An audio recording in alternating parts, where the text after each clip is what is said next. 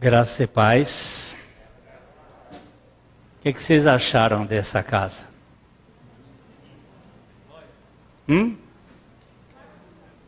Ficou bom? Uma mudança, uma repaginagem aqui em algumas coisas, e esse local ficou bem mais agradável. E nós não ganhamos muito espaço em termos de cadeiras, de locais, mas ganhamos um espaço muito mais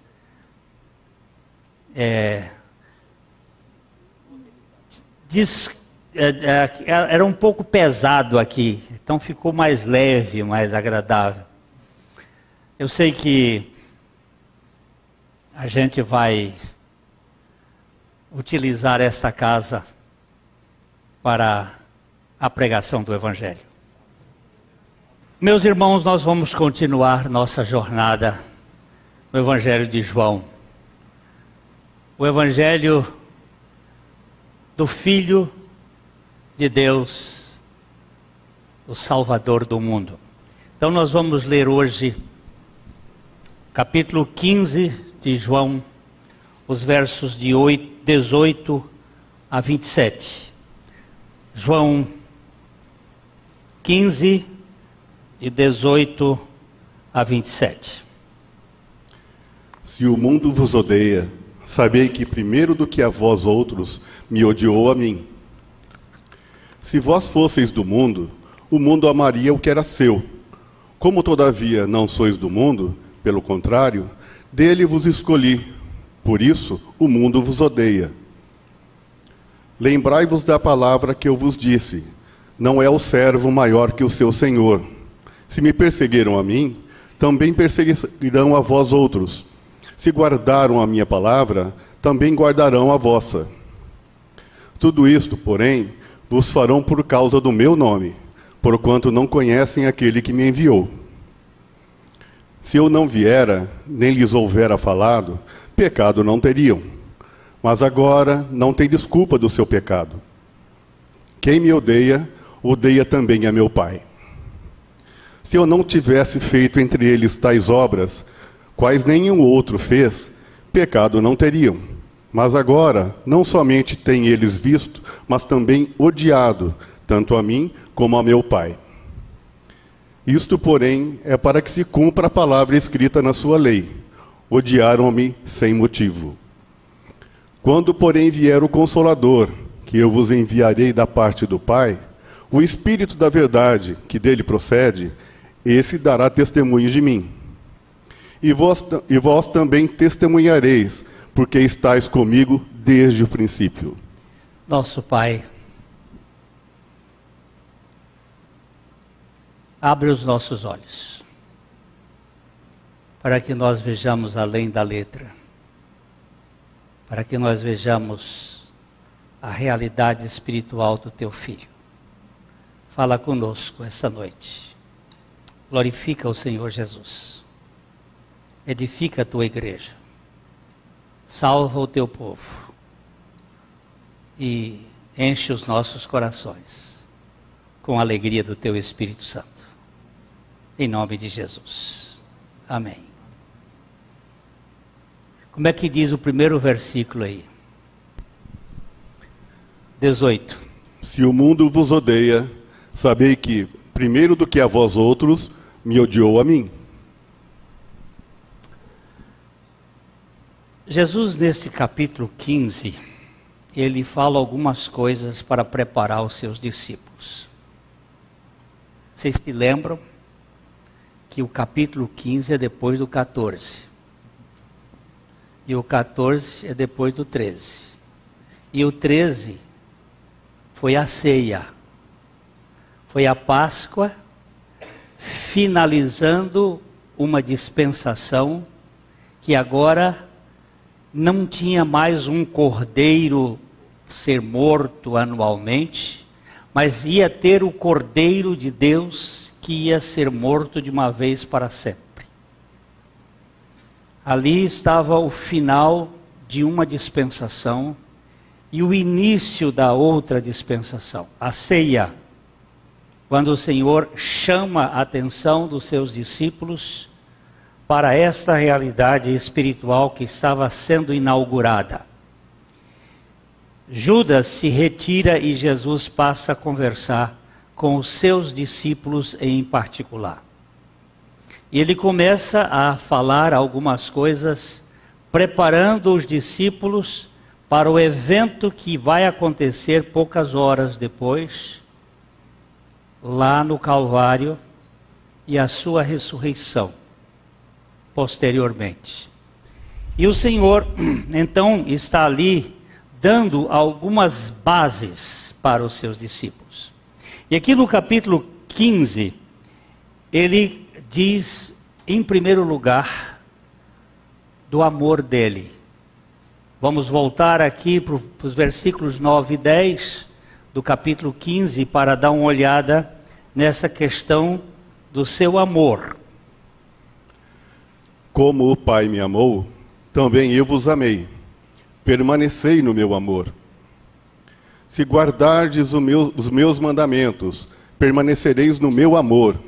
Assim como também eu tenho guardado os mandamentos de meu Pai, e no seu amor permaneço. Aqui Jesus começa a dar o que é mais fundamental. Ele diz o seguinte: como o Pai me amou, também eu vos amei.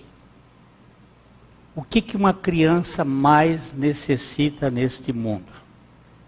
Alguém diz leite materno. E eu diria amor de mãe e de pai. Ele precisa mais do que leite materno. Porque uma criança pode viver sem leite materno, ainda que isso seja importantíssimo. Mas sem amor, ele vai virar um monstro. Sem amor, ninguém pode viver adequadamente. E o Senhor está falando da sua retirada deste mundo, que o projeto iria se concretizar ali na cruz, e ele queria que os seus discípulos entendessem que eles tinham um amor incondicional. Não um amor de troca, não um amor de barganha, como o Pai me amou, também eu vos amei.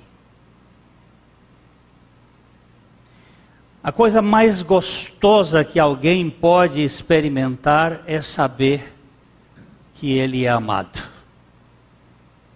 E que este amor não tem tempo de validade. Porque amor que acaba é paixão, não é amor. A minha Bíblia diz que o amor nunca acaba. O que acaba são os sentimentos de paixão que tomam conta das pessoas. E o Senhor diz aqui no versículo 10, se guardardes os meus mandamentos, permanecereis no meu amor. No versículo 12, e nós vimos isto no domingo passado, o Senhor dá o seu mandamento para os seus discípulos. O meu mandamento é este, que vos ameis uns aos outros, assim como eu vos amei. O Senhor agora diz assim, eu amei vocês, como o Pai me amou, e eu tenho um mandamento. O meu mandamento é que vocês amem uns aos outros. O amor não é uma opção na vida cristã, é um mandamento. Não é um sentimento, como Eros. Eros também é amor, mas Eros é hormônio. Eros é sentimento. Esse amor que Jesus está falando aqui é o amor ágape. E o amor ágape não é um sentimento. Ele está centralizado na vontade. E o ser humano, a única coisa que ele tem, que pode ter sentido, é a sua própria vontade, quando esta vontade é conquistada por Deus. Então aqui ele diz, o meu mandamento é que vocês se amem uns aos outros. E agora, Jesus diz assim, ó, já que vocês sabem que o meu Pai me amou, e que eu amo você como meu Pai me amou, e que vocês devem se amar uns aos outros, eu quero dizer para vocês uma coisa, o mundo odeia vocês. Ele vai logo bater de frente. Vamos ler o versículo 18 e 19. Se o mundo vos odeia, sabei que primeiro do que a vós outros, me odiou a mim. Se vós fosseis do mundo, o mundo amaria o que era seu. Como todavia não sois do mundo, pelo contrário, dele vos escolhi. Por isso, o mundo vos odeia. Jesus estava aqui sendo o mais claro possível. Meu Pai me ama, eu amo vocês, vocês se amem uns aos outros, mas não se esqueça, o mundo vai odiar vocês. E não queira fazer com que o mundo ame vocês, porque vocês não são do mundo.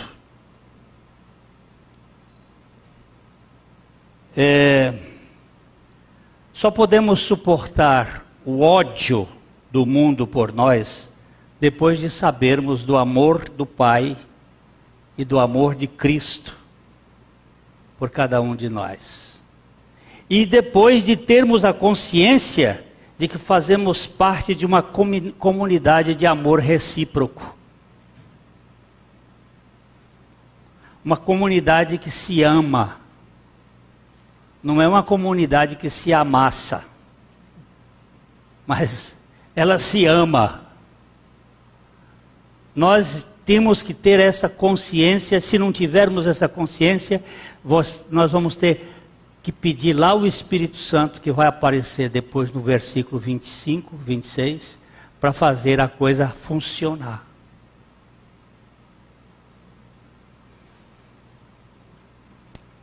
Agora, que mundo é este que nos odeia?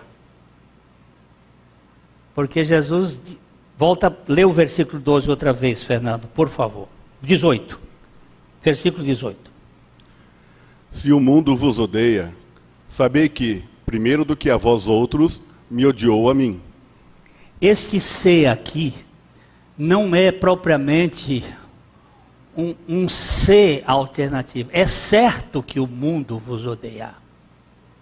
É certo. Vocês vão ser odiados. Mas que mundo é este? João, o apóstolo João, ele usa a palavra mundo com um mundo de significado. Se nós não entendermos os significados da palavra mundo que João usa, nós vamos ficar meio confusos. Eu vou tirar aqui 10 significados para a palavra mundo que João usa no livro dele. A primeira delas é, vamos ler João 17:5. Essa palavra mundo aqui tem o sentido de universo. E agora, glorifica-me, ó Pai, contigo mesmo, com a glória que eu tive junto de ti, antes que houvesse mundo. Antes que houvesse o quê? Antes que houvesse o universo, antes que houvesse a criação. Glorifica-me, ó Pai, com a glória que nós tínhamos antes que houvesse mundo. Esta palavra mundo aqui, ele está falando de toda a criação, de todo o universo. Agora vamos ver outro texto em João capítulo 13, versículo 1. João 13, 1.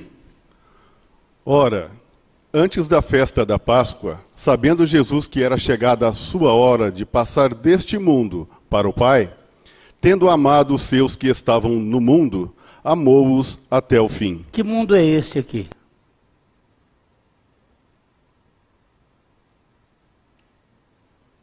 Que mundo é esse aqui? Ó, tendo a hora de passar deste mundo para o Pai. Que mundo é esse aqui? A terra, meu povo.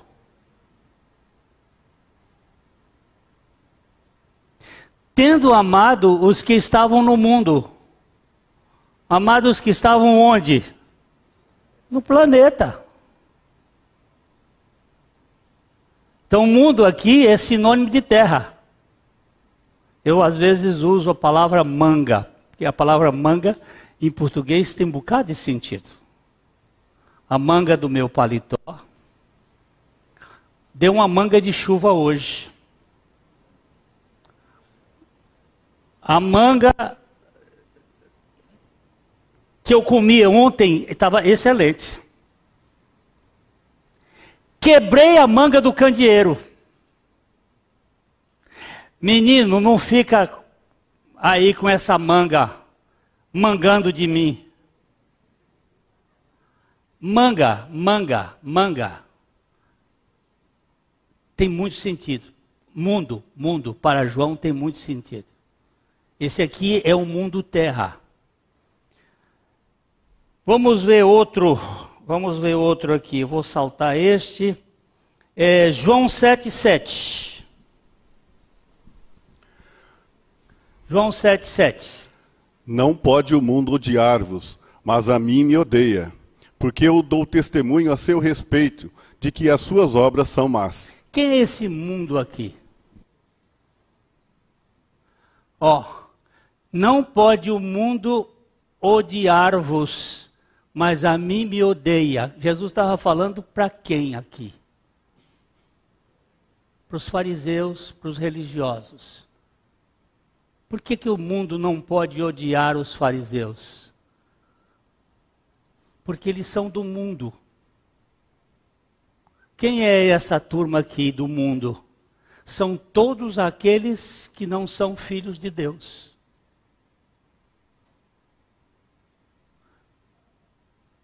Não pode o mundo odiar-vos.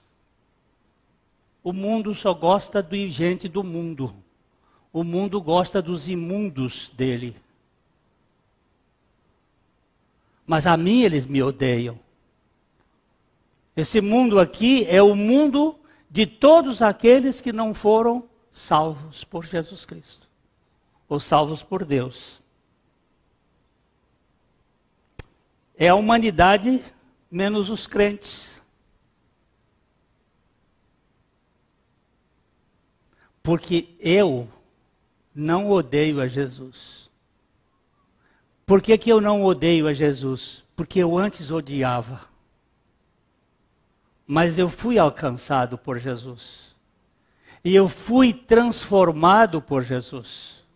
E Ele me crucificou com Ele para que eu ganhasse na ressurreição a vida dele que o ama. Antes eu não o amava. Eu amava os do mundo. Mas agora eu o amo. O que aconteceu comigo? Eu estou dando o meu exemplo. Comigo aconteceu um milagre. Jesus me transformou de filho do diabo que eu nasci para filho de Deus. Ainda que eu fosse uma criatura divina, eu era filho do diabo. Agora, eu continuo sendo uma criatura divina, mas eu sou filho de Deus. E essa mudança, eu não odeio Jesus. Eu amo Jesus. Então, essa humanidade que não ama Jesus, ela é um mundo. E é um mundo tremendo. Vamos ver capítulo 7, verso 4. Capítulo 7 de João, verso 4. Porque ninguém há que procure ser conhecido em público, e contudo, realize os seus feitos em oculto. Se fazes estas coisas, manifesta-te ao mundo. Que mundo é esse aqui?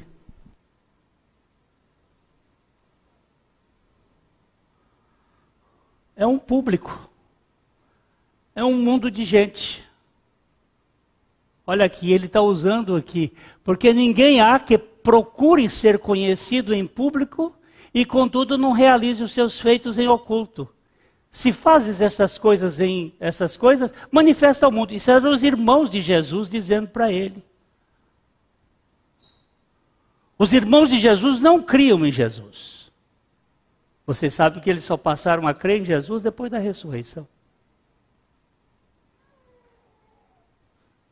Nem Tiago, o irmão do Senhor, nem Judas, o irmão do Senhor,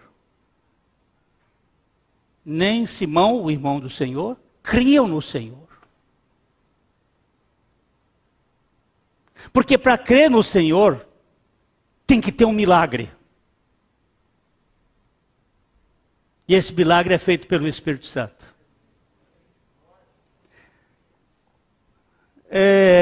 Vamos ver...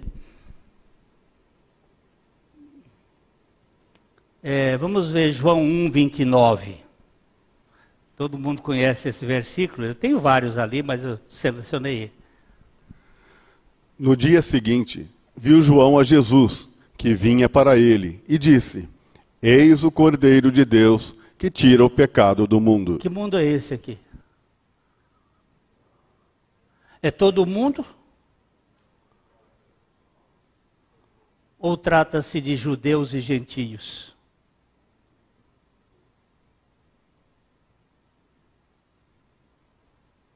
É toda a gente da face da terra? Ele tira o pecado de todo mundo? Ou ele tira o pecado de tanto de judeus quanto de gentios? De todo aquele que vier a ele, de todo aquele que crê nele, de todo aquele que o Pai trouxer a ele? Ou é toda a gente do mundo?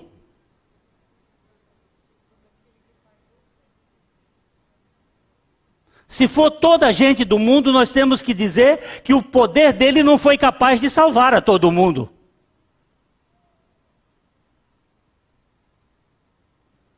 Porque ele não salvou a tantos.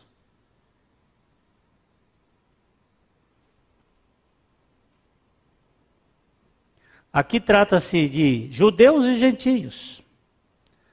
João 1, 10. Que mundo é esse aqui? O Verbo estava no mundo. O mundo foi feito por intermédio dele, mas o mundo não o conheceu. Aqui tem 3 mundos. Olha só. É tanto mundo aqui. O Verbo estava onde? Que mundo é esse aqui? Hein? É a terra. O Verbo estava no mundo. O mundo foi feito por intermédio dele. Que mundo é esse que foi feito por intermédio dele? Não.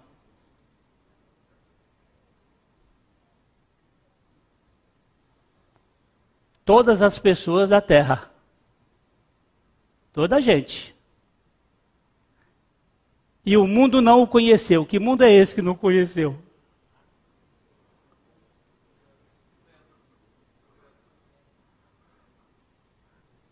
Todos aqueles incrédulos que não o conheceram em qualquer tempo.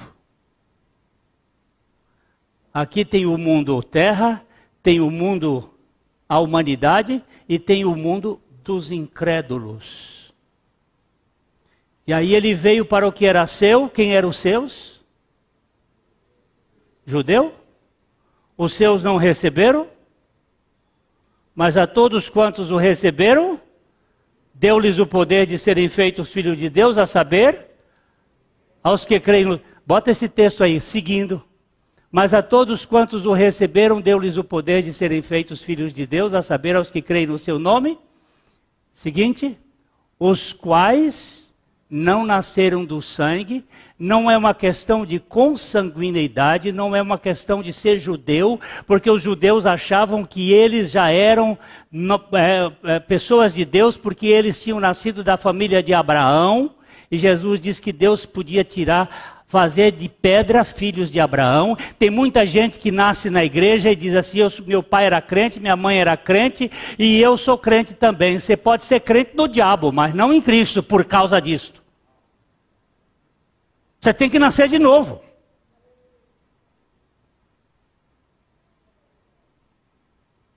Ah, mas eu fui educado na igreja, e daí? Você nasceu de novo? Você morreu com Cristo? Você ressuscitou com Cristo? Não confunda comportamento com regeneração e conversão. Não foi da vontade do sangue, não nasceram do sangue, não nasceu da vontade da carne. A vontade da carne são os desejos, nem da vontade do homem. Não foi porque eu quisesse. Eu só pude querê-lo porque ele conquistou a minha vontade para que a minha vontade o quisesse. De outra maneira não é possível. Porque nós estávamos mortos em delitos e pecados. Que mundo é este? João 17, 9. Olha esse texto aqui. Olha esse texto aqui. É por eles que eu rogo. Não rogo pelo mundo, mas por aqueles que me deste, porque são teus. Jesus dizendo aqui, eu não rogo pelo mundo. Mas o senhor não veio para salvar o mundo? Vim. Mas que mundo o senhor veio salvar? Judeus e gentios. É um mundo de gente. Mas eu não rogo pelo mundo. Que mundo é este?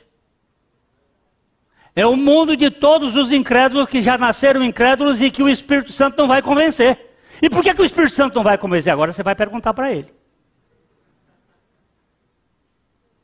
Porque essa é tarefa divina.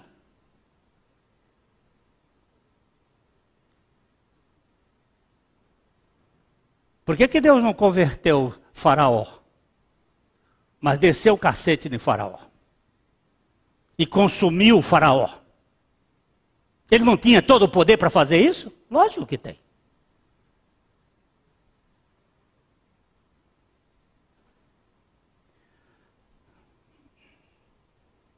Vamos ver mais um outro aqui, João 3:17. Porque Deus, João 3:16 é porque Deus amou o mundo para a salvação. Porque Deus amou o mundo de tal maneira que deu o seu Filho unigênito, para que todo o que nele crê não pereça, mas tenha vida eterna. E aí o verso 17. Porquanto Deus enviou o seu Filho ao mundo, não para que julgasse o mundo, mas para que o mundo fosse salvo por ele. Que mundo é esse que é salvo por ele? Eu não sei se você pode entrar nessa, mas eu estou aí. Ele não roga pelo mundo, mas ele salva o mundo. Que mundo é esse que ele não roga e que mundo é esse que ele salva?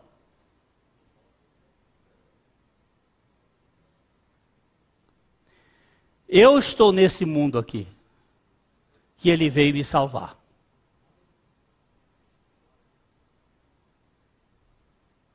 E isso é um milagre. Agora, que mundo é esse que odeia o Senhor e odeia os cristãos? João 12:31, que vocês sabem de cor.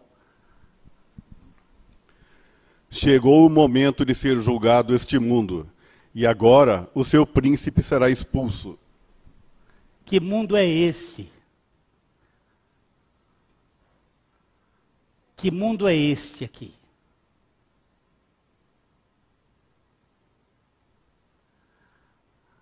É o mundo do Biden, é o mundo do... Eu fui pelo Biden porque ele está fazendo uma opção de coisinha, mas é o mundo da governabilidade desse mundo. É o mundo que está no maligno. É o mundo do César, da governabilidade. Você sabe por que os cristãos eram mortos na igreja primitiva? Porque eles não diziam Kyrios Kaiser. César é Senhor. Eles diziam Christos, Kyrios. Jesus é o Senhor. E aí eles perdiam a cabeça. O mundo odeia cristão.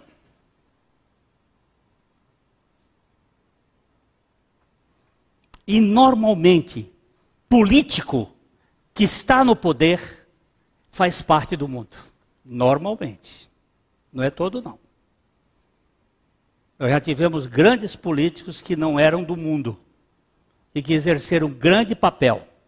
Mas hoje nós estamos vendo uma pandemia governada não pelos poderes do Brasil, mas pelos poderes mundiais. Quem está governando essa pandemia e a crise são os poderes que governam o mundo.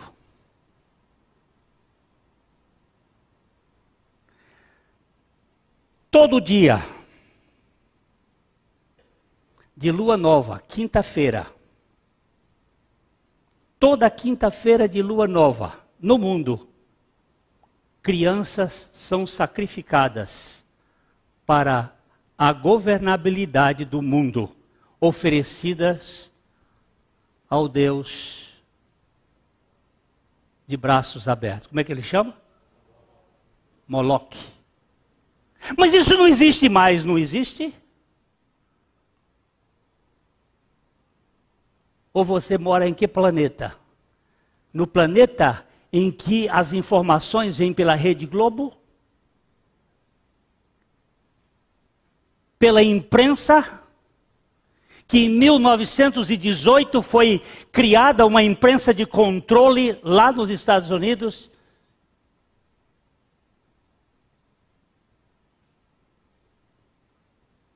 Todas essas press não têm notícia, têm condicionamento. A United Press foi criada com a finalidade de controlar as pessoas. Se você quiser verdade, você tem que abrir a Bíblia. Se você quiser inverdade, você leia jornal. Agora que está começando a cair a ficha de algumas pessoas. Alguns anos se passaram aqui, uns anos passados, o doutor Barros, ele me contou de uma pessoa daqui de Londrina, que foi procurar um médico lá em São Paulo. O médico fez todos os exames, Roberto Barros. Ele disse, você não tem nada. Você não sofre de coisa alguma. Todos os seus parâmetros estão normais. Ele disse, o que acontece comigo que eu vivo doente? Ele disse, você não tem doença. Você tem enfermidade. E ele perguntou, o que você lê? Ele disse, eu leio o Estadão, a Folha de São Paulo, a Folha de Londrina. Ele disse, para de ler essas porcarias e leia a Bíblia. Médico. Ele disse, o senhor é protestante? Ele disse, não, eu sou católico. Não é só protestante que lê a Bíblia, não.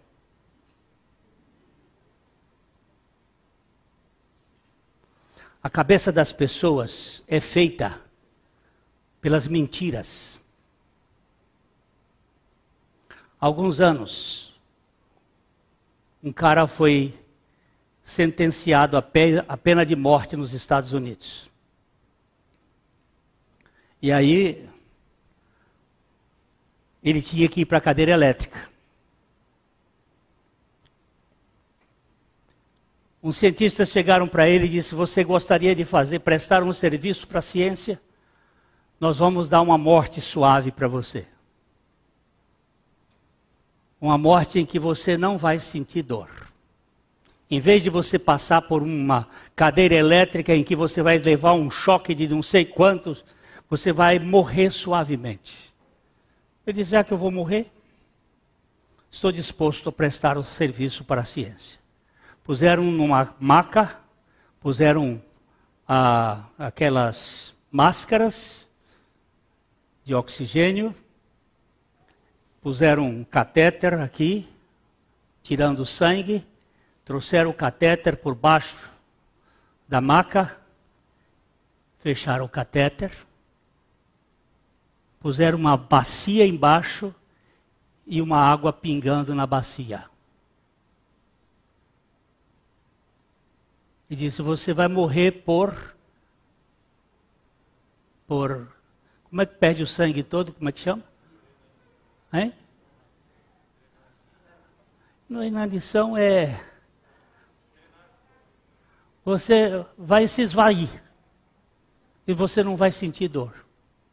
Mas não saía uma gota de sangue. Quando ele começou a escutar pim, pim, o coração começou a disparar e ele morreu. Morreu de quê?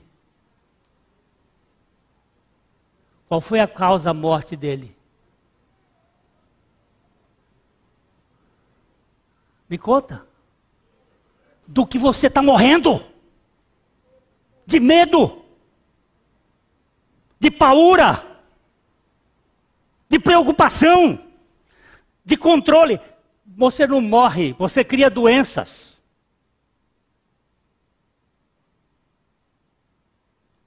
E o mundo controla as pessoas assim, com medo. Está todo mundo apavorado.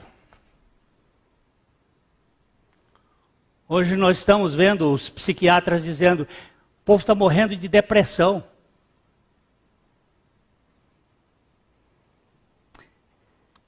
Mundo é universo, mundo é terra, mundo é a humanidade descrente, mundo é um grande grupo. Esse grande grupo eu nem contei, mostrei para vocês. João 12, 19. João 12, 19. Uma multidão. João 12, 19, olha lá. De sorte que os fariseus disseram entre si, vede que nada aproveitais. Eis aí vai o mundo após ele. Que mundo era esse que ia após Jesus? Era um grupo de discípulos. Eles estão chamando de um mundo. Olha o mundo após ele.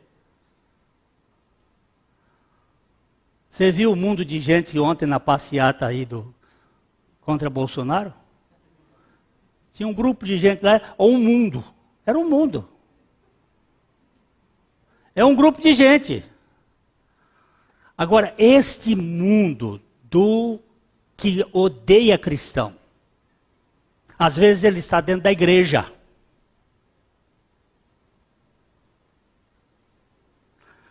Nós vemos Paulo dizendo a respeito de um senhor chamado Demas. Ele diz assim, Demas, tendo amado o presente século, me abandonou. Este mundo odeia Cristo e odeia cristão. Eu disse, nós vamos parar hoje por aqui, depois eu volto. O mundo que odeia Jesus e os seus discípulos é o sistema que jaz no maligno.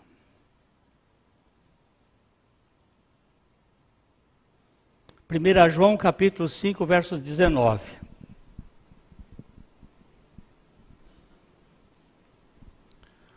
Sabemos que somos de Deus e que o mundo inteiro jaz no maligno. Que mundo inteiro que jaz no maligno?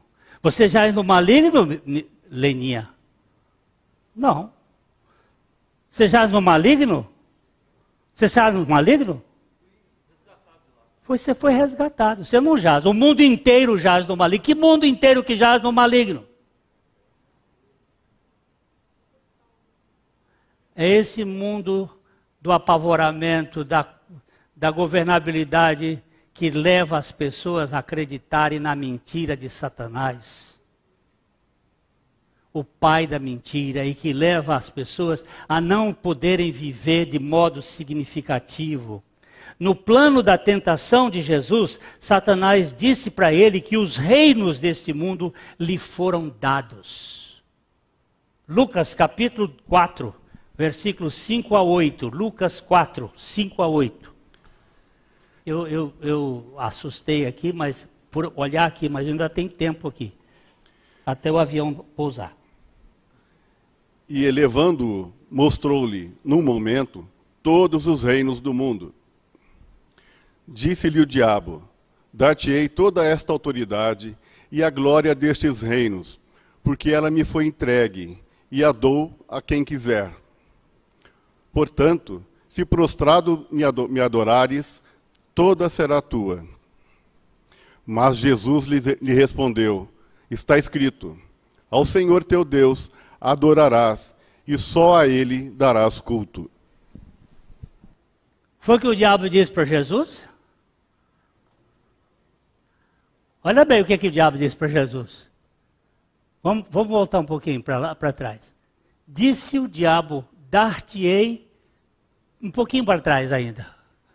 Levando, mostrou-lhe, no momento, todos os reinos do mundo.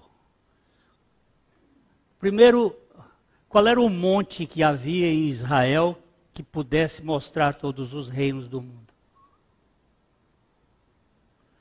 Trata-se de uma tentação e não de levar Jesus a um monte. Colocar Jesus num pináculo do templo era até mais fácil, mas colocar Jesus num monte que visse todos os reinos do mundo, isso faz na cabeça. Assim como nós somos tentados na nossa cabeça. Eu estava lá em São Paulo, em 1979, num congresso na Igreja Batista da Vila Mariana, uma convenção da Igreja Batista, e lá estavam, no domingo de manhã, uns 1000 e tantos pastores sentados, estudando sobre a tentação de Jesus. E cada um dava uma opinião, e cada um dava outra opinião, e era, você vê, tanto teólogo junto, vai dar uma complicação. Aí estava lá o meu velho professor, o Barba já está fazendo o sinal, meu velho professor, Dr. Reinaldo Purinho, sentado lá no seu cantinho. Ele ficava quietinho, ele não era de falar muito, ele estava sentado lá. Aí alguém lembrou: Dr. Purinho, o senhor poderia dizer como é que Jesus foi tentado? Aí ele diz: bem, os irmãos já falaram tudo. Como quem diz assim, o que eu vou dizer mais aqui agora? Aí, não, doutor Purinho, o senhor, doutor Rubens Lopes, com aquela capacidade que ele tinha, diz: doutor Purinho, diz aqui, como é que Jesus foi tentado? Ele levantou e disse assim: como é que os irmãos são tentados?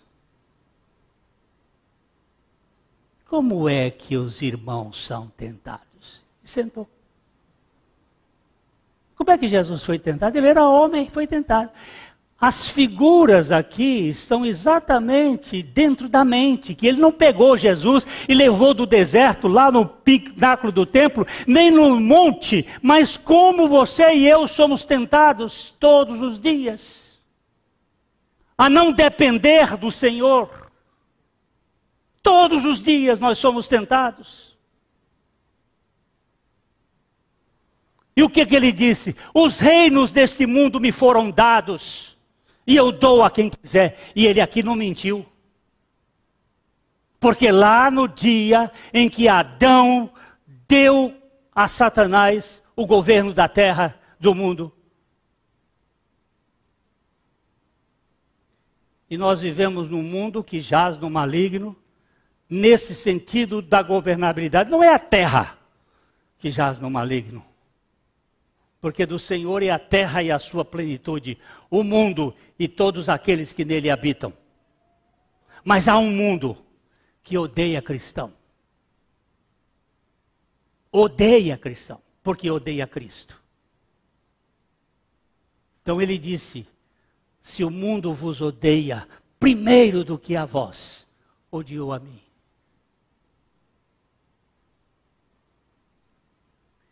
E não queira que o mundo lhe ame, porque ele não vai te amar.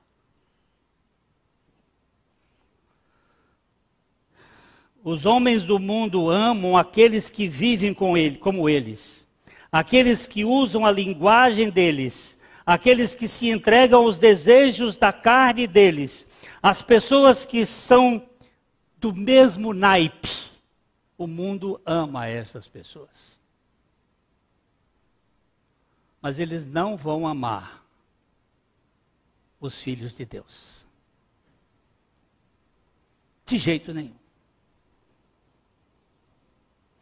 O mundo odeia os cristãos e toda a estrutura da ética judaico-cristã.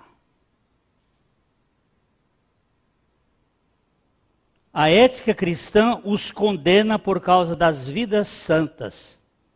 Portanto, o mundo os odeia. Terminei de pregar numa igreja em Curitiba, e eu estava assim bonitinho, de terno, gravata. E no final, fiquei lá na porta, cumprimentando as pessoas. Um cara pegou no meu paletó, me deu um safanão, quase que rasgou meu paletó novo. E disse, eu odeio você.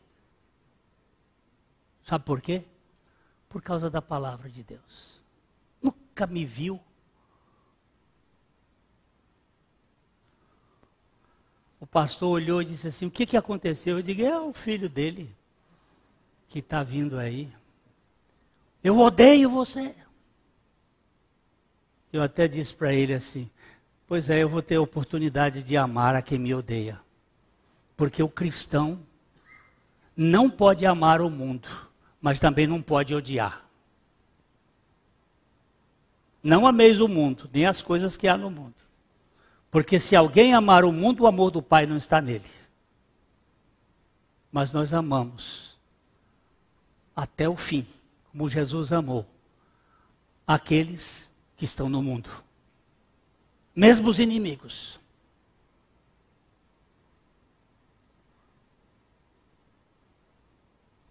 Ok, eu paro aqui. Já deu mais 40 minutos. E depois a gente volta. Se o Senhor não voltar até domingo, e eu ainda estiver aqui, a gente vai falar dessa realidade do amor. Porque, queridos meus,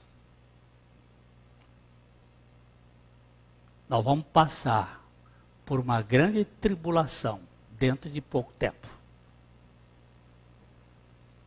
Não sejam ingênuos. Não vai acontecer. Vai acontecer.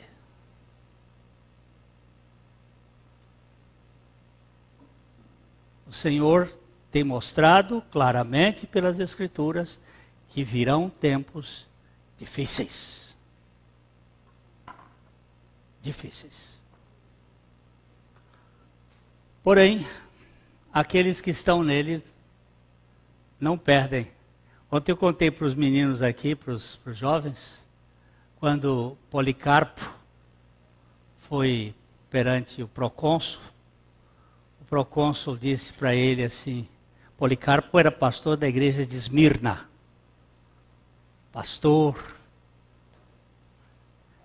que foi discípulo de João, e ele diz assim, negue a Jesus e eu te liberto.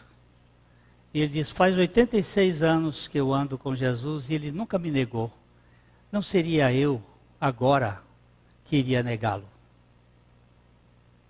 No final da vida. O procônsul disse para ele assim, eu posso te lançar no fosso com as feras e eles vão te comer. Ele disse, esse corpo vai morrer primeiro, vai morrer rapidamente, eu vou libertar-me desse corpo, dessa natureza caída. Aí ele diz assim, mas eu ponho você na fogueira e queimam, e você vai virar fumaça. Ele disse, o fogo vai me queimar por algum tempo, e eu me libertarei dele, mas você terá um fogo eterno queimando a sua vida. Foi mal criado, para mostrar o Evangelho. Aqui você não põe limites para mim. Porque quem está em Cristo é nova criatura. Não se pode matar um crente. Jesus não mente, falou assim. Quem perde a vida por mim tem sorte, porque sua morte não é o fim. Há um velho hino que se cantava. Os cristãos se divertiam vendo as feras comendo os cristãos. Não sabiam que naquela cena gotas de sangue eram grão que brotando se espalhavam. Quanto mais matava cristão, mais cristão surgia. Hoje nós temos uma igreja pífia, medrosa, que fica com medo de coronavírus. Meu Deus, liberta-nos pelo teu poder. Dá-nos a graça de viver com cuidado. Nós precisamos ter cuidado, sim. Mas não termos paura e vivermos para a glória de Deus.